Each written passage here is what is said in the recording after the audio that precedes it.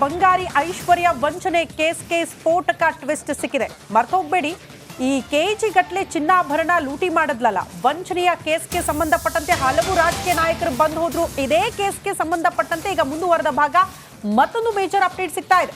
ಇದು ವಂಚಕಿ ಐಶ್ವರ್ಯ ಪೊಲೀಸ್ ಅಧಿಕಾರಿಯ ಕಥೆ. ಸಿಕ್ಕವರಿಗೆ ಟೋಪಿ, ಪೊಲೀಸ್ ಅಧಿಕಾರಿಯ ಜೊತೆ ಟ್ರಿಪ್ ಅಂತೆ. ಐಶ್ವರ್ಯ ಮೊಬೈಲ್ನಲ್ಲಿ ಅಧಿಕಾರಿಯ ಗೋವಾ ಸ್ಟೋರಿ ಇರೋದು ಪತ್ತೆಯಾಗಿದೆ.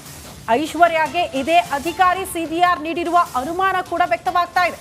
ಪ್ರಕರಣಕ್ಕೆ ಸಂಬಂಧಪಟ್ಟಂತೆ ಈಗ ಎಸಿಪಿ ಚಂದನ್ ಅವರು ಎಂಟ್ರಿ ಆಗಿದ್ದಾರೆ, ತನಿಖೆಯನ್ನ ಚುರುಕುಗೊಳಿಸಿದ್ದಾರೆ ಅನ್ನೋದರ ಡೀಟೇಲ್ ಸಿಗ್ತಾ ಇದೆ. ವಂಚಕಿ ಐಶ್ವರ್ಯ ಗೌಡ ಕಹಾನಿ ಬಗೆದಷ್ಟು ಬಯಲಾಗ್ತಾನೆ ಇದೆ. ಇದೀಗ ಈ ವಂಚನೆ ಕೇಸ್ಗೆ ಸಂಬಂಧಪಟ್ಟಂತೆ ಮೇಜರ್ ಟ್ವಿಸ್ಟ್ ಸಿಗ್ತಾ ಇದೆ. ಹಾಗಾದ್ರೆ ಅದೇನಂತೀರಾ? ಈ ಸ್ಟೋರಿ ನೋಡಿ.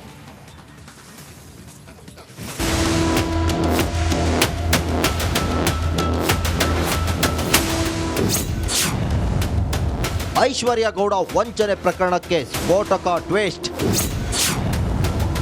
ಪೊಲೀಸ್ ಅಧಿಕಾರಿಯೊಬ್ಬರ ಜೊತೆ ಐಶು ಗೋವಾ ಟ್ರಿಪ್.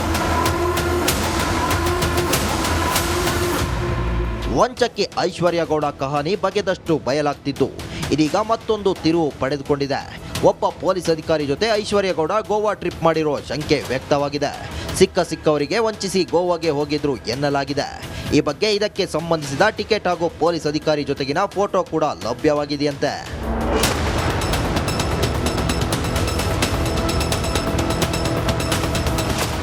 ಆ ಪೊಲೀಸ್ ಅಧಿಕಾರಿ ಐಶ್ವರ್ಯ ಗೌಡಗೆ ಸಿಡಿಆರ್ ನೀಡಿರುವ ಅನುಮಾನ ವ್ಯಕ್ತವಾಗಿದೆ. ಈ ಬಗ್ಗೆ ಪೊಲೀಸರು ಹೆಚ್ಚಿನ ತನಿಖೆಗೆ ಇಳಿದಿದ್ದಾರೆ. ಈಗಾಗಲೇ ಸರ್ವಿಸ್ ಪ್ರೊವೈಡರ್ಗೆ ಮಾಹಿತಿ ಕೇಳಿರುವ ಪೊಲೀಸರು ಯಾವ ಅಧಿಕಾರಿ ಸಿಡಿಆರ್ ಪಡೆದಿದ್ದಾರೆ ಎಂಬ ಬಗ್ಗೆ ಪರಿಶೀಲನೆ ನಡೆಸುತ್ತಿದ್ದಾರೆ.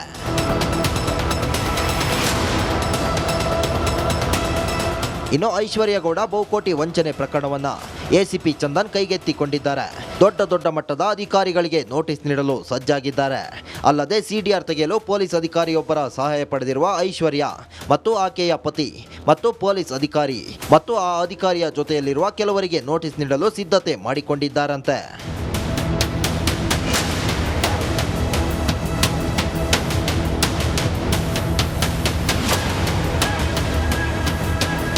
ಈ ಐಶ್ವರ್ಯ ಗೌಡ ಅಕ್ರಮವಾಗಿ ಸಂಪಾದಿಸಿದ ಹಣವನ್ನು ಆ ಪೊಲೀಸ್ ಅಧಿಕಾರಿಗೆ ನೀಡಿರುವ ಬಗ್ಗೆಯೂ ಮಾಹಿತಿ ಇದೆಯಂತೆ.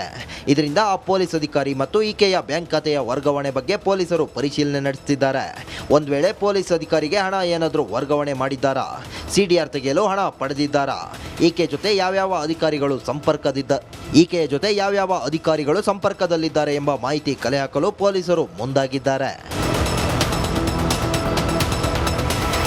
Nagaraj, crime bureau, republic Kannada.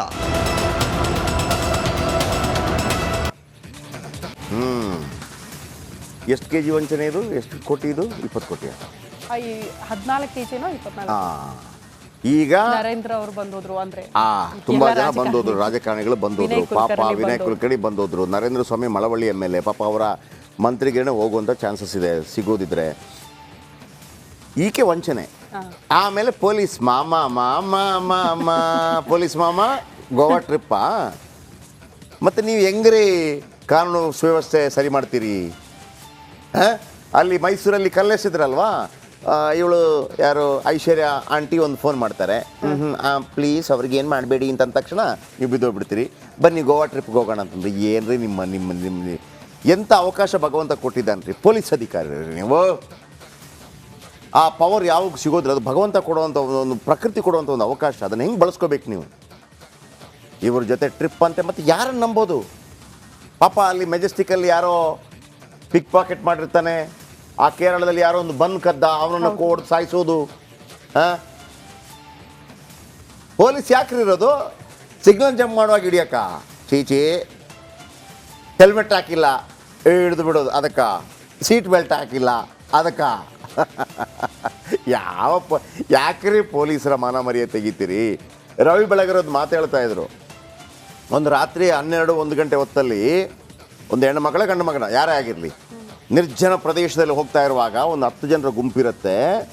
ಆ 10 ಜನರ ಗುಂಪಿದ್ರೂ ಕೂಡ, ಪಾನಮತ್ತರಾಗಿದ್ದರೂ ಕೂಡ, ಒಬ್ಬ ಕಾಕಿ ಹಾಕಿರುವಂಥ ಸಣಕಲ, ನರಪೇತಲ ಅಂತೆಲ್ಲ ಹೇಳೋದು ಬೇಡ, ಒಬ್ಬ ಸಣಕಲ ಕಾನ್ಸ್ಟೇಬಲ್ ಒಂದು ಕಾಕಿ ಹಾಕ್ಕೊಂಡು ಒಂದು ಲಾಠಿ ಹಾಕ್ಕೊಂಡು ಹಿಂಗೆ ಬಂದಾಗ ಆ ಹೆಣ್ಣಾಗಲಿ ಗಂಡಾಗಲಿ ಅಲ್ಲೊಬ್ಬ ಪೊಲೀಸ್ ಇದ್ದಾನೆ ನನ್ನ ರಕ್ಷಣೆಗೆ ಅನ್ನುವಂಥ ಧೈರ್ಯ ಬರುತ್ತಲ್ಲ, ಏನ್ರಿ ಮಾಡಕ್ಕೆ ಬಿಟ್ರಿ ಪೊಲೀಸ್ ಅನ್ನೋ ವಿಚಾರವನ್ನು CDR ಕೊಟ್ಬಿಟ್ರಂತೆ.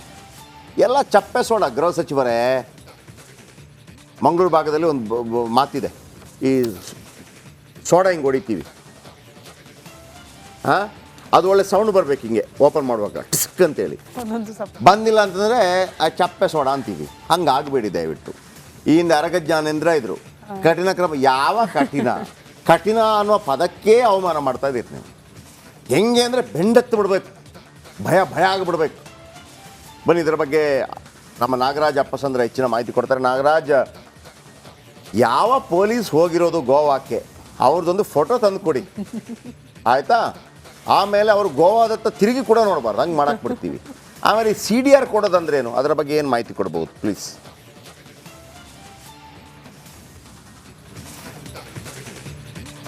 ಜಯಪ್ರಕಾಶ್, ಏನು ವಂಚಕೆ ಐಶ್ವರ್ಯಗೌಡ ಪ್ರಕರಣದಲ್ಲಿ ಒಬ್ಬ ಪೊಲೀಸ್ ಅಧಿಕಾರಿ CDR ಅನ್ನ ಆಕೆಗೆ ಕೊಡ್ತಾ ಇದ್ದ ಅನ್ನೋದ್ರ ಬಗ್ಗೆ ಅನುಮಾನ ಇರತಕ್ಕಂಥದ್ದು. ಏನು ಆ ಅಧಿಕಾರಿ ಯಾರು ಅನ್ನೋದ್ರ ಬಗ್ಗೆ ಈಗಾಗಲೇ ಒಂದು ರಿಕ್ವೆಸ್ಟನ್ನು ಸರ್ವಿಸ್ ಪ್ರೊವೈಡರ್ಗಳಿಗೆ, ಏನು ಏರ್ಟೆಲ್ ಅಥವಾ BSNL ಏನೇನು ಮೊಬೈಲ್ ನೆಟ್ವರ್ಕ್ ಇದೆ ಅದಕ್ಕೆ ಒಂದು ರಿಕ್ವೆಸ್ಟನ್ನು ಪೊಲೀಸರಿಗೆ ಆಗಲೇ ಕೊಟ್ಟಿದ್ದಾರೆ. ಹೀಗಾಗಿ ಸ್ವಲ್ಪ ದಿನದಲ್ಲೇ ಆ ಅಧಿಕಾರಿ ಯಾರೋ, ಅಧಿಕಾರಿ ಫೋಟೋ ಎಲ್ಲವೂ ಸಿಗುವಂಥದ್ದು. ಇದು ಒಂದು ಕಡೆ ಆದರೆ CDR ಅಂದರೆ ಯಾವುದೇ ಒಂದು ನಂಬರ್ನಿಂದ ಯಾರ್ಯಾರಿಗೆ ಎಷ್ಟೆಷ್ಟು ಬಾರಿ ಕರೆ ಮಾಡಲಾಗಿದೆ, ಯಾವ ನಂಬರ್ಗೆ ಕರೆ ಮಾಡಲಾಗಿದೆ, ಮತ್ತು ಎಷ್ಟು ಸೆಕೆಂಡ್ಗಳ ಕಾಲ ಅವ್ರ ಜೊತೆ ಮಾತನಾಡಲಾಗಿದೆ, ಯಾವ ನೆಟ್ವರ್ಕ್ನಿಂದ ಕರೆ ಹೋಗಿದೆ, ಈ ಎಲ್ಲದರ ಸಂಪೂರ್ಣ ಮಾಹಿತಿ ಒಂದು CDRನಲ್ಲಿ ಇರುವಂಥದ್ದು. ಇದನ್ನು ಸಾಮಾನ್ಯವಾಗಿ ಒಬ್ಬ ತನಿಖಾಧಿಕಾರಿ ಸರ್ವಿಸ್ ಪ್ರೊವೈಡರ್ಗೆ ಸಂಬಂಧಪಟ್ಟ ಮೇಲಾಧಿಕಾರಿಯಿಂದ ಅನುಮತಿಯನ್ನು ಪಡೆದುಕೊಂಡು ಇಮೇಲ್ ಮುಖಾಂತರ ರಿಕ್ವೆಸ್ಟನ್ನು ಕಳಿಸಿದ್ರೆ ಆ ರಿಕ್ವೆಸ್ಟ್ಗೆ ಅನುಗುಣವಾಗಿ ಅಪರಾಧಿಗಳನ್ನು, ಆರೋಪಿಗಳನ್ನು ಪತ್ತೆ ಹಚ್ಚೋದಕ್ಕೆ ಈ ಒಂದು ತನಿಖಾ ಭಾಗವಾಗಿ CDRನ್ನು ಪಡೆದುಕೊಳ್ಳುವಂಥದ್ದು. ಆದರೆ ಇಲ್ಲಿ ಈಗ ಐಶ್ವರ್ಯ ಕೇಸಲ್ಲಿ ಗೊತ್ತಾಗ್ತಾ ಇರೋದೇನಂತಂದರೆ, ಸಾಕಷ್ಟು ಜನ ರಾಜಕಾರಣಿಗಳ CDR ಅನ್ನ, ಸಾಕಷ್ಟು ಜನ ಏನು ಬಿಸ್ನೆಸ್ ಮ್ಯಾನ್ಗಳ ಒಂದು CDR ಅನ್ನ ಪೊಲೀಸ್ ಅಧಿಕಾರಿಗಳ ಮುಖಾಂತರ ಐಶ್ವರ್ಯ ಪಡೆದುಕೊಳ್ತಾ ಇದ್ಲು ಅನ್ನೋದು ಈಗ ಗೊತ್ತಾಗಿರ್ತಕ್ಕಂಥದ್ದು. ಆಕೆ ಮೊಬೈಲನ್ನು ಶೋಧನೆ ಮಾಡ್ತಾ ಇರಬೇಕಾದ್ರೆ FSLಗೆ ಕಳಿಸಿ ಅದರಲ್ಲಿ ಒಂದಷ್ಟು ವಿಚಾರಗಳು ಹೊರಗಡೆ ಬರ್ತವೆ. ಈಕೆ ಬಳಿ ಅಕ್ರಮವಾಗಿ ಬಂದಿರತಕ್ಕಂಥ CDRಗಳು ಸಿಗ್ತವೆ, ಕೆಲವು ವ್ಯಕ್ತಿಗಳ CDRಗಳು ಸಿಗ್ತವೆ. ಜೊತೆಗೆ ಒಬ್ಬ ಪೊಲೀಸ್ ಅಧಿಕಾರಿ ಜೊತೆ ಗೋವಾಗೆ ಟ್ರಿಪ್ ಹೋಗಿರೋದು, ಮತ್ತು ಆಕೆ ಜೊತೆ ಅಲ್ಲಿ ಆ ಪೊಲೀಸ್ ಅಧಿಕಾರಿ ಜೊತೆ ತೆಗೆಸ್ಕೊಂಡಿರ್ತಕ್ಕಂಥ ಫೋಟೋಗಳು ಕೂಡ ಐಶ್ವರ್ಯ ಮೊಬೈಲ್ನಲ್ಲಿ ಪತ್ತೆ ಆಗಿರ್ತಕ್ಕಂಥದ್ದು. ಈ ನಿಟ್ಟಿನಲ್ಲಿ ACP ಚಂದನ್ ಅವರನ್ನು ನೇಮಕ ಮಾಡಿ ಪ್ರತ್ಯೇಕವಾಗಿ ಒಂದು FIR ಅನ್ನು ದಾಖಲಿಸಿ ಯಾರೆಲ್ಲ ಅಧಿಕಾರಿಗಳಿದ್ದಾರೆ, ಮತ್ತು ಇಲ್ಲಿ ಪ್ರಮುಖವಾಗಿರ್ತಕ್ಕಂಥ ಪ್ರಶ್ನೆ, ಯಾರೆಲ್ಲ CDR ಅಂದರೆ ಒಬ್ಬ ರಾಜಕಾರಣಿ ಇರ್ಬೋದು, ರಾಮನಗರದ ಸಾಕಷ್ಟು ರಾಜಕಾರಣಿಗಳ ಒಂದು CDR ತೆಗೆಸಲಾಗಿದೆ ಅನ್ನೋ ಮಾತುಗಳು ಕೇಳಿ ಬರ್ತಾ ಇದ್ದಾವೆ. ಇವೆಲ್ಲದಕ್ಕೂ ಇನ್ನು ಸ್ವಲ್ಪ ದಿನದಲ್ಲಿ ಉತ್ತರ ಸಿಗುವಂಥದ್ದು. ಜಯಪ್ರಕಾಶ್, ಥ್ಯಾಂಕ್ ಯು ನಿಮ್ಮೆಲ್ಲ ಅಪ್ಡೇಟ್ಸ್ಗಾಗಿ. ನೋಡಿ, ಪೊಲೀಸರು ಹೊಲವೇ ಏನು ಬೇಲಿಯೇ ಎದ್ದು ಹೊಲ ಮೇಯ್ದಂಗೆ ಅಂತ ಹೇಳಿ ಹಂಗಾಗೋಗಿದೆ. ಕೋಟ್ಯಾಂತರ ರೂಪಾಯಿ ಅಲ್ಲ, ತನಿಖೆ ಮಾಡ್ತಾ ಇದ್ದ ತನಿಖಾಧಿಕಾರಿನೇ ವರ್ಗಾವಣೆ ಆಗ್ತಾರೆ ಇದರಲ್ಲಿ. ಏನ್ರಿ ಅಪ್ಪ, ಎಲ್ಲಿಗೆ ಬಂದು ನಿಂತಿದೆ ಹೆಚ್ಚು ಕಡಿಮೆ. ಆಮೇಲೆ ಪೊಲೀಸರು ನೀವು ಹಿಂಗಾದ್ರೆ ಹೆಂಗ್ರಪ್ಪ? ನೋಡಿ, ಇದು ಒಂದು ಸ್ಟೋರಿನಾ.